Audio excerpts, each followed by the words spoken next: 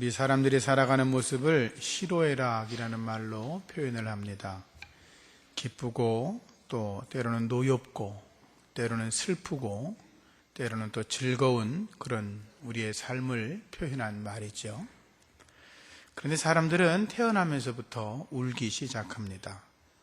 어려서는 우는 일이 다반사입니다. 배고파서 젖 달라고 울고, 졸리다고 울고, 엄마가 떨어져 있다고 울고, 불편하다고 웁니다. 아프다고도 울고, 응가했다고도 울고, 낯선 사람을 봤다고 두렵다고 웁니다. 어린 아기들은 모든 것을 다 우는 것으로 표현을 합니다. 사람들은 성장해서도 웁니다. 슬퍼서 울고, 아파서 울고, 억울해서 울고, 괴로워서 울고, 헤어졌다고 울고, 너무 좋아서 울고, 또는 사별했다고 울고, 사랑해서 울고, 은혜에 감격해서 울고, 그리고 때로는 죄를 참회하면서 웁니다. 우리 조상들은 눈물에 대해서 여러 가지 표현을 했습니다. 주르륵 흘러내리는 눈물을 가리켜서 체라고 했고, 남몰래 흐르는 눈물을 설이라는 말을 썼고, 갈라져서 흐르는 눈물을 사라고 했고, 눈물이 방울져 흐른 것을 환이라고 했고, 콧물과 더불어 흘리는 눈물은 이라고 했고, 펑펑 쏟아져 흘리는 눈물은 루라고 했습니다. 눈물을 눈 가장자리에 고여두고 흘리지 말아야 되는 눈물을 루라고 또 표현을 했습니다. 눈물의 종류도 다양합니다.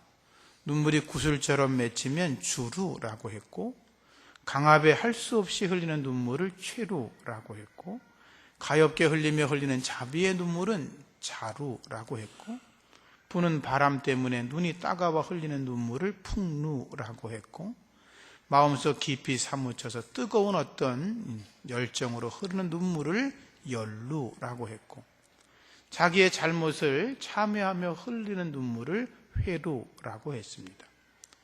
그리고 고향이 그리워서 흘리는 눈물을 향루라고 했고, 감사함을 마음속에 담아 흘리는 눈물은 감루라고 했습니다.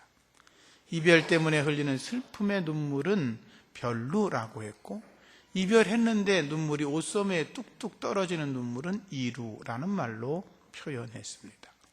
슬픔을 인해서 흐르는 눈물은 비루라고 했고, 소리내서 펑펑 우는 눈물을 성루라고 했고, 소리내지 않고 우는 눈물을 음루라고 했습니다. 암루라고 했습니다. 사랑에 빠져 흘리는 눈물은 애루라고 했고, 분에 못 이겨서 우는 눈물은 불루라고 했고, 그리고 콧물과 눈물이 범벅이 되는 눈물을 치사라는 말로 썼습니다. 눈물은 사람의 마음을 움직이는 힘이 있습니다. 과학적으로 말한다면 눈물이라고 하는 것은 눈물샘에서 분비되는 약한 알칼리성의 물방울 정도로 그저 불과하지만, 눈물 속에는 과학적으로 규명할 수 없는 수많은 성질과 그리고 의미를 담고 있습니다. 사람들이 눈물을 흘리고 나면 마음이 시원해지고 때로는 쾌활해지고, 또 울고 나면 상처받은 마음도 치유가 되어지고, 또 서로 문제가 있는 사람이 서로 간에 부둥켜 울고 나면 용서와 사랑의 마음이 그 속에서 싹트게 되는 것을 보면 눈물은 참으로 위대한 힘을 가지고 있습니다. 감정이 마르고 매정하고 차가운 사람들을 가리켜 피도 눈물도 없는 인간이라고 이렇게 말을 합니다. 그러나 눈물을 흘릴 수 있는 사람은 따뜻한 마음을 가지고 있는 것입니다. 아리스토텔레스는 말하기를 사람들이 눈물을 흘릴 때에 카타르시스를 느낀다고 이야기를 했습니다. 눈물을 흘리면 불안감이나 긴장감이 해소되면서 마음의 정화가 일어나는데, 그래서 어떤 사람들은 말하기를 우리의 몸은 비누로 씻지만 우리의 마음은 눈물로 씻는다고 말하기도 했습니다. 많이 우십시오. 우는 사람을 보고 왜 울어? 그러지 말고 그 사람 마음이 따뜻하구나 이렇게 생각하시면 더 좋을 것 같습니다. 울고 나면 마음이 촉촉해졌습니다. 울고 나면 새로운 소망도 생깁니다. 울고 나면 이상하게도 삶에 윤기가 빛나게 됩니다. 마음의 변화가 일어나는 것입니다. 사람의 마음을 움직이는 여러 가지 방법이 있을 수 있습니다. 총과 칼을 가지고 너 내 말 안 들으면 죽일 거야? 이렇게 해서 강압적으로 그 사람의 마음을 움직일 수 있습니다. 또는 여러 가지 논리와 분별력과 지혜를 가지고 상대방을 설득해서 그들의 마음을 움직일 수도 있습니다. 그러나 가장 빠르고 강력한 무기는 눈물입니다. 눈물을 보이면 상대방의 마음이 움직이게 되는 것입니다. 눈물은 얼어있는 사람의 마음을 녹이는 힘이 있습니다. 각오와 결심을 새롭게 하는 힘도 있습니다. 그리고 사람들의 마음 속에 따뜻한 힘을 만들어내는 강력한 것이 바로 눈물인 것입니다. 그래서 아마 예수님께서 애통하는 자는 복이 있나니 저희가 위로를 받을 것이다 라고 말씀을 하신 것 같습니다. 눈물은 사람을 건강하게 만드는 힘도 있습니다. 윌리엄 프레이 박사는 말하기를 우리가 눈물을 흘릴 때 우리 몸 안에 있는 체내의 독성을 없애고 우리의 심령을 제거하는, 우리의 마음을 정화시키는 능력이 있다고 했습니다. 또 어떤 이들은 말하기를 눈물을 흘릴 때 진통 효과를 나타내는 호르몬인 엔돌핀 같은 것, 즉 로이신인 게팔산이라는 것이 분비가 돼서 그 사람의 진통을 막아주기도 한다고 그럽니다. 일본의 요시노 시니츠 교수는 말하기를 우는 것과 웃는 것은 같은 효과가 있다고 말하면서 사람들이 눈물을 흘릴 때 NK, 내추럴 킬러라고 하는 그러한 세포가 활성화돼서 면역 기능이 좋아지고 그 사람이 더 건강해진다는 그런 보고를 하였습니다. 그래서 여자들이 오래 살려고 눈물을 많이 흘리는 것 같습니다. 여자들이 울면 왜 우냐 그러지 말고 아유 오래 살려고 건강하려고 우는구나 그냥 그러시면 되는 것 같습니다. 근데 눈물에는 영적인 힘도 있습니다. 눈물은 강철을 녹일 수 있는 힘이 있다는 말이 있습니다. 눈물이 대단하다는 거죠. 허드슨 테일러는 이런 말을 했습니다. 영혼을 사랑할수록 눈물이 많아진다. 또 눈물이 강물이 되어 흐를 때 하나님께서 속히 응답해 주신다라고 말했습니다. 스펄전 목사님은 아주 이렇게 말했습니다. 마른 눈을 가지고는 천국에 갈 수 없다. 이 말은 눈물을 흘리지 않고 천국에 갈 수 없다는 거죠. 우리가 하나님 안에서 많은 눈물을 흘릴 수 있는 거룩한 마음, 따뜻한 마음이 여러분들 속에 있어지기를 축복합니다. 순수한 눈물은 하나님의 마음을 움직이는 힘이 있습니다.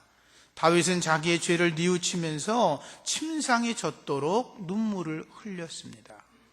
욥은 수많은 고난과 시험을 겪어내면서 하나님을 향하여 눈물을 보였습니다.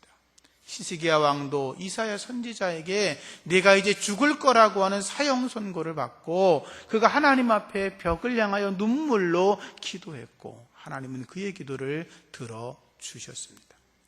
예레미야는 멸망해가는 자기 나라를 바라보면서 너무나 가슴이 아파서 하나님 앞에 통곡하며 눈물로 기도했다고 성경은 기록하고 있습니다.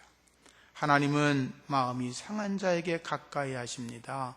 중심에 통회하는 자들에게 그들을 구원하시고 은혜를 베푸시는 줄로 믿습니다. 사랑하는 성도님들, 여러분들 마음속에 심령이 상하신 분들이 계십니까? 또는 여러 가지 세상 일 때문에 수고하고 무거운 짐을 가지고 있는 분들이 계십니까? 내 힘으로는 도저히 해결할 수 없는 그런 엄청난 일들이 여러분을 가로막고 있습니까? 또는 죄의 짐 때문에 내가 해결할 수 없는 죄에 대한 문제로 애타하고 있습니까?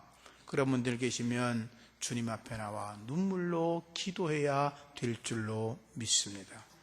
눈물로 기도해야 됩니다. 그래야 하나님께서 우리의 모든 것을 보시고 응답 주시는 것입니다. 예수님께서도 세상에 계실 때 눈물을 보이셨습니다. 예수님은 나사로가 죽은 것을 아시고 눈물을 흘렸습니다. 예수께서 눈물을 흘리시더라. 영어로는 Jesus wept 이렇게 되어 있는데 그 영어로는 제일 짧은 성경 구절이 Jesus wept, 주님이 눈물을 흘리셨다 그 말입니다. 주님의 마음속에는 따뜻한 마음이 있었던 것입니다. 당신이 사랑하던 나사로 그가 죽은 것을 보고 그를 향한 마음이 너무나 안타깝고 그를 사랑했던 마음이 애절하셨기 때문에 주님은 눈물을 흘리셨던 것입니다. 예수님은 또 겟세마네 동산에서 기도하시면서 눈물을 흘리셨습니다. 히브리서 5장 7절 말씀 보면 예수님께서 그 겟세마네 동산에서 심히 통곡하며 눈물로 간구와 소원을 아뢰었다고 기록하고 있습니다. 예수님은 겟세마네 동산에서 온 인류의 죄를 구원하시는 그 기도의 순간에 하나님 앞에 눈물로 기도했다는 것입니다. 죄인들이 너무나 불쌍하고 안타까워서 하나님 앞에 통곡하면서 저들의 죄를 용서해 달라고 하나님이 밤새도록, 주께서 밤새도록 눈물로 기도하셨다라고 하는 것입니다. 죄인들을 향한 주님의 따뜻한 마음이 담겨 있습니다. 고통당하던 백성들을 향한 따스한 마음이 주님께 있었습니다. 당신을 따르던 제자들이 하나님 안에서 하나가 되고 온전해지기를 원하는 주님의 따스한 마음이 주님의 눈물 속에 담겨 있었던 것입니다. 예수님께서 눈물을 흘려 기도하셨다면 주님을 따르는 저와 여러분들에게도 눈물의 기도가 필요한 줄로 믿습니다. 우리가 흘려야 될 눈물은 첫 번째로 참회의 눈물입니다. 다윗 왕이 밧세바와 동침을 하고 음란한 죄에 빠졌습니다. 다윗이 그것도 부족해서 밧세바의 남편이었던 우리아 장군을 죽였습니다. 아무도 자기가 죄진 것을 모른다고 생각을 했습니다. 그런데 어느 날 나단 선지자가 찾아와서 당신이 바로 죄인이라고 이야기했을 때 다윗은 그 말을 듣자마자 통곡하며 기도했습니다. 성경에는 밤마다 눈물로 침상을 적시며 내 요를 적셨다고 기록하고 있습니다. 다윗의 눈물은 하나님의 마음을 움직였고 하나님은 눈물의 기도를 하는 다윗을 용서하여 주셨습니다. 베드로가 예수님을 3번이나 모른다고 했습니다. 나는 예수를 정말로 몰라. 내가 예수를 알면 손에 장을 찢을 거야 라고 큰 소리를 쳤지만 닭이 우는 소리를 듣고 베드로는 자기의 죄가 생각나 밖으로 나가 통곡하며 울었다고 성경은 기록하고 있습니다. 베드로의 눈물을 보시고 하나님은 그의 죄와 허물을 용서하여 주셨던 것입니다.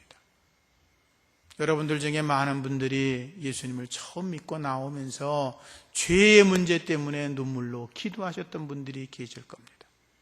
하나님, 내 죄를 용서해달라고, 이렇게 처참하고 더럽고 추악한 나 같은 죄인을 용서해달라고 눈물로 기도하신 적이 여러분들 가운데 많은 분들이 계실 겁니다.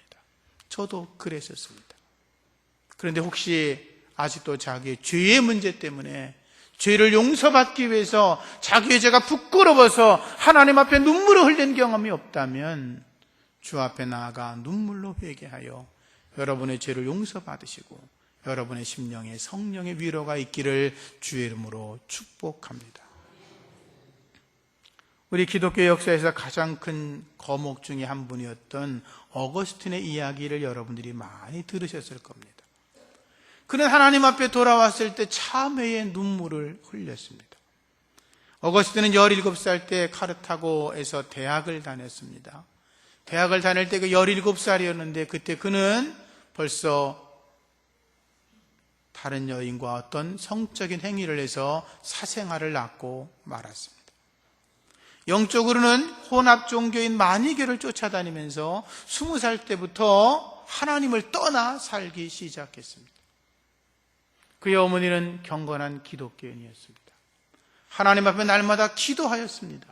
자기 아들이 타락의 길을 걸어가고 도시로 나아가면서 악한 길에, 음란한 길에 하나님을 떠나 우상을 섬기는 일로 나아가는 걸 보고 너무나 가슴이 아파서 하나님 앞에 날마다 눈물로 기도했습니다.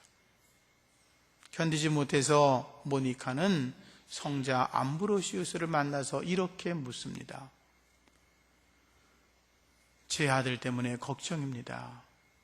제가 아무리 하나님께 기도하는데 하나님이 응답하지 않습니다. 제 아들이 이제 지옥의 불로 떨어질까봐 너무나 두렵습니다. 어떻게 하면 좋겠습니까? 그때 성자 암브로시우스가 유명한 말을 합니다.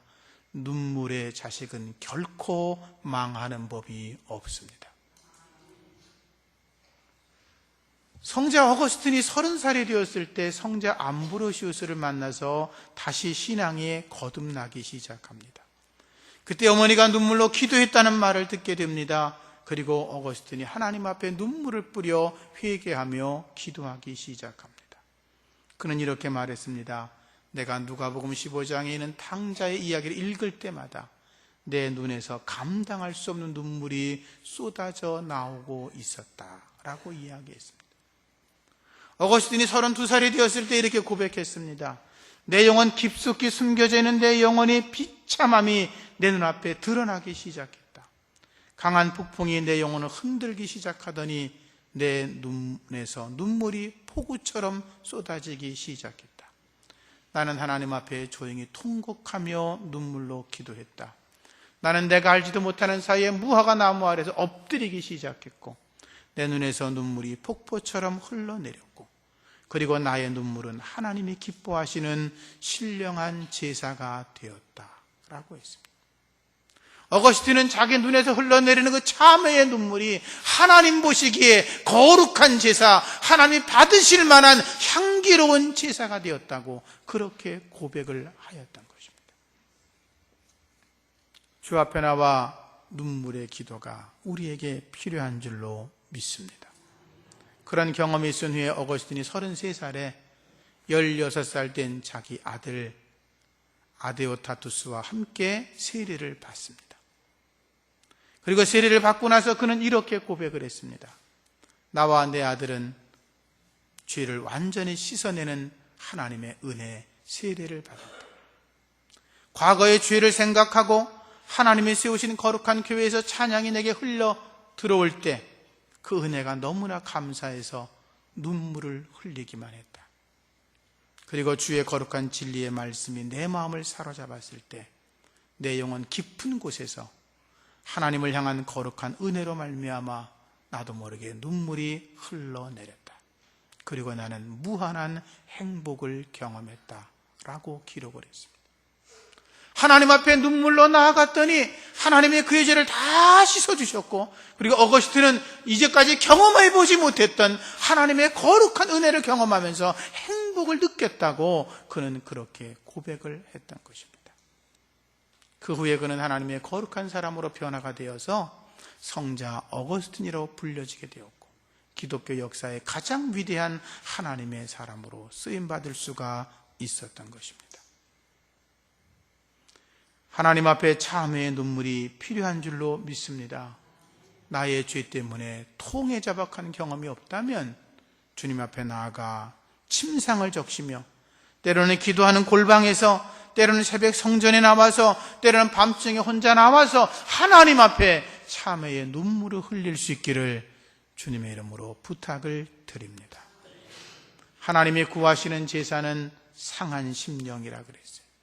내 마음에 상한 것, 내 하나님 앞에 내가 죄가 있는 것, 하나님 앞에 있는 모든 것들을 통회하면서 주님께로 나아갈 수 있기를 축복합니다.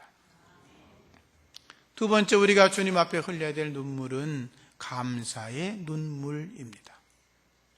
누가복음 7장의 말씀을 보면 거기에 예수님께서 바리새인의 집에 초대되는 장면이 나옵니다. 근데 그 자리에서 죄를 지은 어떤 한 여자가 예수님께 나와 향유를 부어드리는 이야기가 나옵니다. 그 여인은 예수님의 뒤로 가서서 예수님의 발에 눈물을 뚝뚝뚝 떨어뜨리고 그 예수님의 더러운 발을 자기 머리카락으로 닦아드리고 그리고 그 위에 향유를 부어드리고 입을 맞추고 하는 거룩한 행위를 하는 모습을 볼 수가 있습니다. 그 여인은 죄인이었습니다. 바리새인은 그들이 스스로 말하는 의인이었고 그 여자는 죄인이었습니다. 모든 사람들이 다 알만한 죄인이었습니다. 어떤 이들은 그 여자가 현장에서 간음하다 잡힌 여자라고도 말을 하고 타락한 막달라 마리아였다고도 하고 7 귀신이 쓰여진 여자였다고도 이야기를 합니다. 근데 본문에는 여자 이름이 나오지 않으니까 이름을 누구라고 말할 수는 없지요. 그런데 이 죄 많던 여자가, 죽을 수밖에 없는 여자, 사람들에게 죄인이다, 더러운 여자다, 음란한 여자다, 나쁜 여자다, 죄가 많은 여자라고 그렇게 소리를 듣고 그 여자가 주님께 나아갑니다. 주님께 받은 사랑이 너무나 커서 주님께 눈물로 발을 적시고 주님의 발을 머리털로 닦아드리고 그 더러운 발에 입을 맞추고 그리고 거기에 향유를 부어드립니다. 주님을 향한 최고의 사랑의 표현을 하고 있는 것입니다. 예수님을 잔치에 초청했던 바리새인들은 예수님을 업신여기고 세리와 죄인들의 친구라고 욕하며 조롱했습니다. 그러나 죄 많던 여인은 예수님을 만왕의 왕으로 나의 주님으로 모셔드렸습니다. 바리새인들은 예수님을 식사 자리에 초대해놓고도 그들의 예법이었던 발 씻을 물도 내어주지 않았습니다. 발도 닦아주지 않았습니다. 그러나 이 여인은, 죄 많은 여자는 예수님의 발을 물이 없어서 자기의 눈물로 닦아드렸습니다. 바리새인들은 예수님을 초대해놓고도 예수님을 반갑다고 인사하는 예법 볼에다가 입을 맞추지도 않았지만 이 여인은 주님의 더러운 발을 입으로 맞추어 드렸습니다. 바리새인들은 자기들이 의롭다고 생각하고 예수는 추악하고 죄 많고 업신여기면서 예수님에게 감람유도 부어드리지 않았습니다. 이스라엘은 뜨거운 지방이기 때문에 얼굴에 피부에 상처가 날까 봐 손님이 오면 감람유를 이렇게 발라주거든요. 근데 그들은 그런 행위도 하지 않았습니다. 그러나 이 죄 많은 여자는 예수님의 발에 향유를 부어드렸습니다. 그리고 계속하여 넘쳐 흐르는 눈물을 주체하지 못하고 주님께 감사의 눈물을 흘려드렸던 것입니다. 주님을 향한 감사의 눈물이 있어야 합니다. 내가 예수님을 알기 전에는 멸망받을 수 없는 죄인이었지만 내가 예수님을 만나고 죄 용서함을 받고 그분의 사랑과 그분의 은혜에 감격하고 지금 우리가 주님의 사랑 안에서 천국 같은 생활을 하고 있는 것에 대해서 감사하는 감사의 눈물, 감격의 눈물이 우리에게 필요한 줄로 믿습니다. 여러분, 기도하시다가 주님 앞에 언제 눈물을 흘려보셨습니까? 여러분, 성경을 읽다가 주님 앞에 언제 눈물을 흘려보셨습니까? 주님을 깊이 묵상하고 십자가를 묵상하다가 언제 주님 앞에 감사하다고 눈물을 흘려본 적이 있습니까? 주의 사랑에 감격하여 눈물샘이 터져나온 은혜가 여러분에게 있어지기를 축복합니다. 죄 많던 여인이 주님 앞에 감사의 눈물로 발을 닦아드리는 섬김으로 향유를 쏟아붓는 헌신이 있었던 것처럼 우리 가운데도 그러한 은혜가 있어야 될 줄로 믿습니다. 마지막으로 우리가 흘려야 될 눈물은 자녀들을 위해 눈물을 흘려야 합니다. 예수님께서 십자가를 지고 골고다로 향하실 때 자기의 모습을 바라보고 울고 있던 여인들을 향하여 예수님 말씀하셨습니다. 예루살렘의 딸들아, 나를 위하여 울지 말고 너희와 너희의 자녀들을 위해서 울라고 말씀하셨습니다. 정작 울어야 될 것은 나 때문이 아니라 너희들 때문이다. 너희의 자녀들 때문에 눈물을 흘리며 기도해야 된다고 말씀을 하셨습니다. 먼저 부모님들은 자녀들의 영혼 구원을 위해서 울며 기도해야 합니다. 다윗 왕은 아주 위대한 왕입니다. 이스라엘 최고의 왕이고 지금도 이스라엘 백성들은 다윗이라고 하면 자다가도 벌떡 깰 정도로 다윗을 높이 추앙합니다. 그래서 다윗은 사는 동안에 수많은 어려움을 겪었습니다. 그 중에 가장 힘든 일 중에 하나가 뭐냐 하면 아들 압살롬이 자기의 왕위를 찬탈하려고 전쟁을 일으킨 것입니다. 다윗은 자기 아들을 죽일 수가 없어서 예루살렘 성을 버리고 도망을 갔습니다. 그런데 압살롬이 전투가 벌어집니다. 그 보고가 들어오지요. 압살롬이 죽었다고 다윗에게 보고가 들어옵니다. 그때 다윗이 통곡을 합니다. 내 아들 압살롬아, 내 아들 압살롬아, 차라리 내가 너를 대신해서 죽었으면 좋았을 것을 이라고 말하며 눈물을 흘립니다. 다윗이 통곡하며 눈물을 흘렸지만 아들 압살롬의 죽음을 돌이킬 수가 없었습니다. 우리가 주님 앞에 기도해야 합니다. 자식의 멸망의 나락으로 떨어지지 않도록 눈물로 기도하고 그들을 눈물로 권하고 가르쳐야 될 것입니다.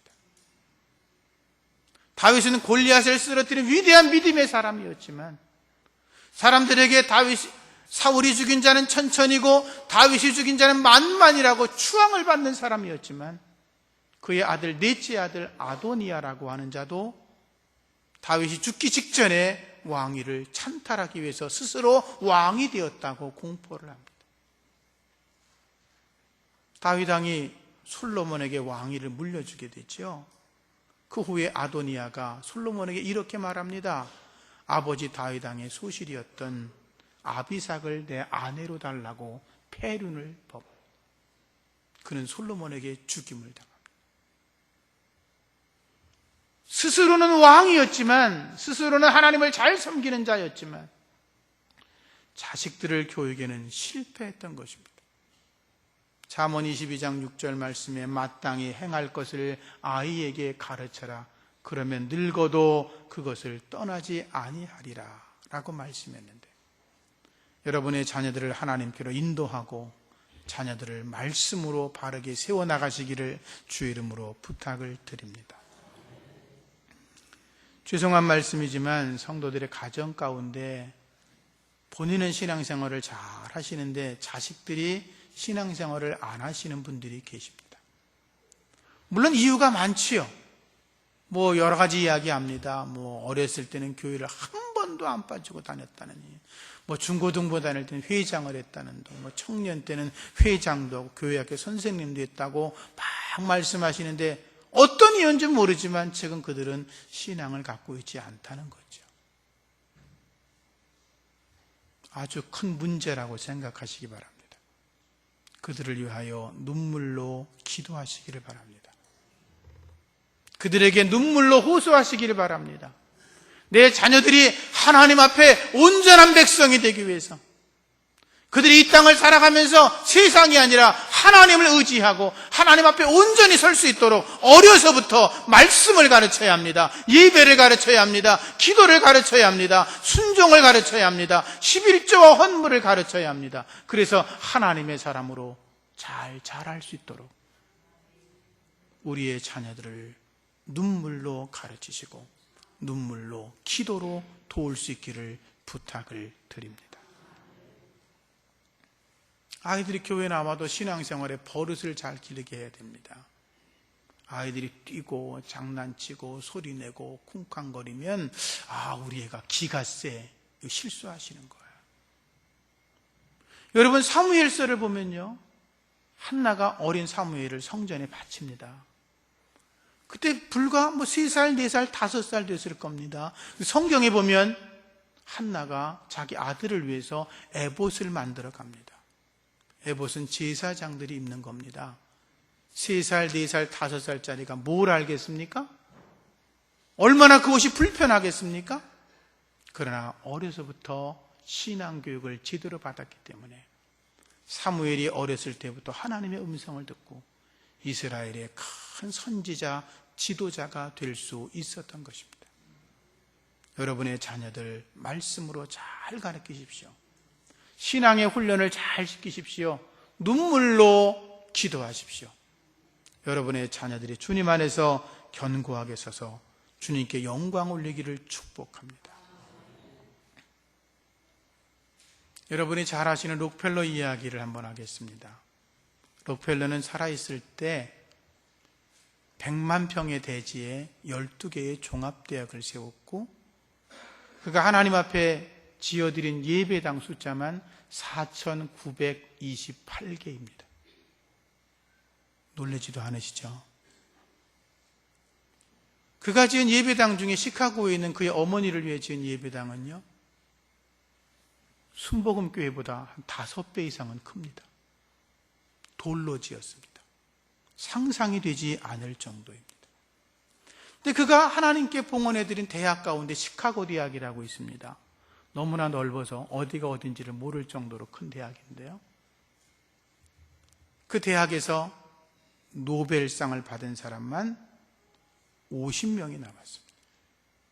지금 100년이 넘은 그 시카고 대학에 노벨상을 수상한 사람만 30명의 교수가 살아서 아이들을 가르치고 있습니다. 그는 석유를 통해서 엄청난 재산을 늘렸는데, 그거는 세계에서 최고의 재벌이라 그러지 않습니까? 요즘 록펠러에 관한 책들이 나온 게 몇 권 있어요? 한 번씩 읽어보세요. 은혜가 될 겁니다. 그래서 사람들이 물어봤겠죠, 기자들이. 당신이 그렇게 엄청난 재물을 가지고 살아가는데 그 돈 버는 비결이 뭡니까? 이렇게 말했어요. 그랬더니 그때 록펠러가 이렇게 말했습니다. 나는 특별히 돈 버는 비결이 있는 게 아니고 어머니에게 물려받은 믿음의 유산이 있어서 그렇습니다.